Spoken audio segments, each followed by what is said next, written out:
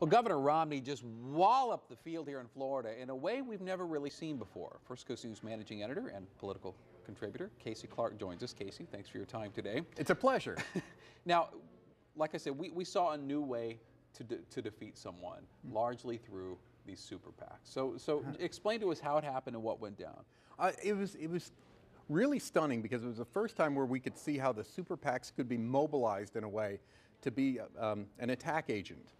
When the Citizens United Supreme Court decision came down a couple of years ago, nobody really quite understood when you could have private companies and labor unions take their money en masse with no limits, put it in a direction and launch the missile, what impact that would have. And Florida was the first time we got a chance to see that.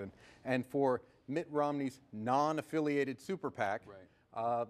$15 million was spent to rip down Newt Gingrich. And he obviously couldn't answer that.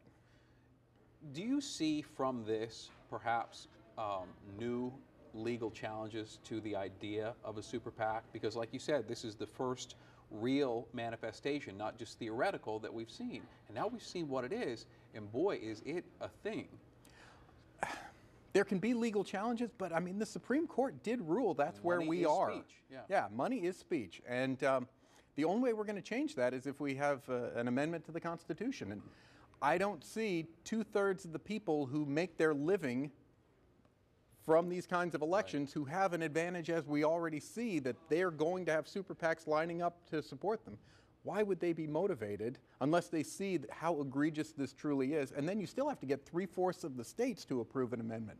So I think it's highly unlikely we're ever going back. Perhaps a closer examination or keeping tabs of the coordination or not between the super PACs and the candidates themselves. We saw a couple of comical examples early on in this by candidates no longer with us, Herman Cain and I think Rick Perry.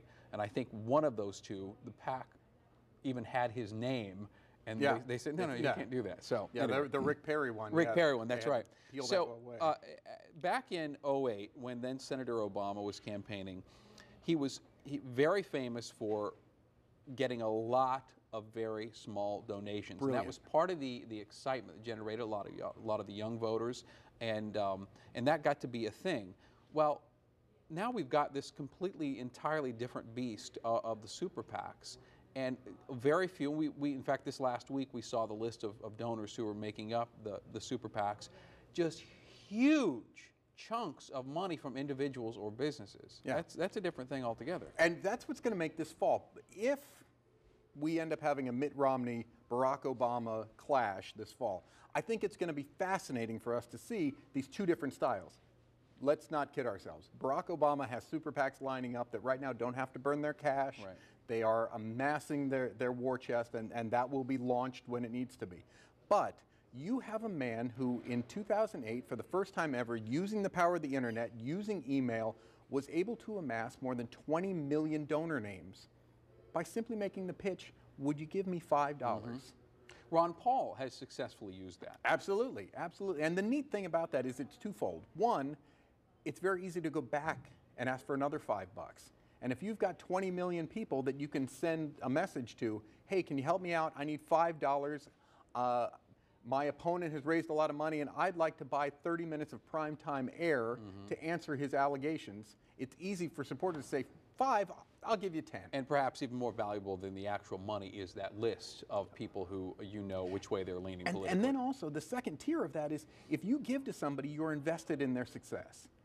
So if you can get people to give you $5, even if they never give to you again, that $5 gets them to show up at the polls. Now, as the super PACs began to define themselves and how they will play out in this and future campaigns, how can that not, and this is all theoretical, but how can that not change the way candidates focus the message in their campaign? Because Senator Obama needed to focus on all those 20 million different people. But if you're looking at only a few people who are donating to, you're not necessarily forced to address everyone. Absolutely, and you don't really have to.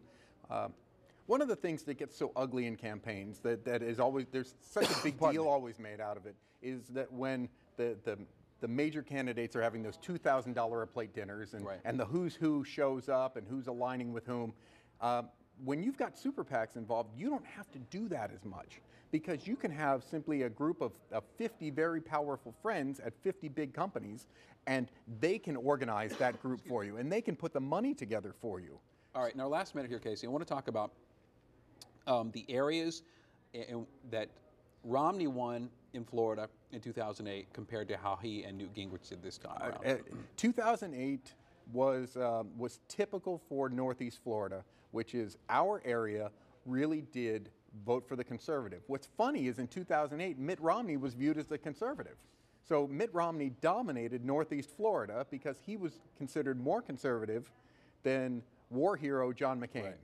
Now, 2012, amazingly, a lot of the people who lined up behind Mitt Romney were now calling him the moderate, and Newt Gingrich was now the conservative. So with the exception of Duval and St. Johns County, Newt Gingrich won the first Flagler and Nassau, Putnam, Baker, all those went for Gingrich. Yeah. Very interesting. Yeah, what a difference 4 years can make. And also who the field is, and Gingrich flat out said this time, called Mitt Romney a liberal.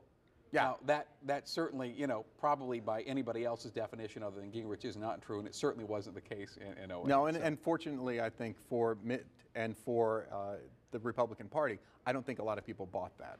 Gosh, do we appreciate your insight. Thank you very much. Feel better. Thank you for helping me struggle through this. Not for this wonderful show, my personal health. Now, the Republicans have had the joint to themselves now for some time.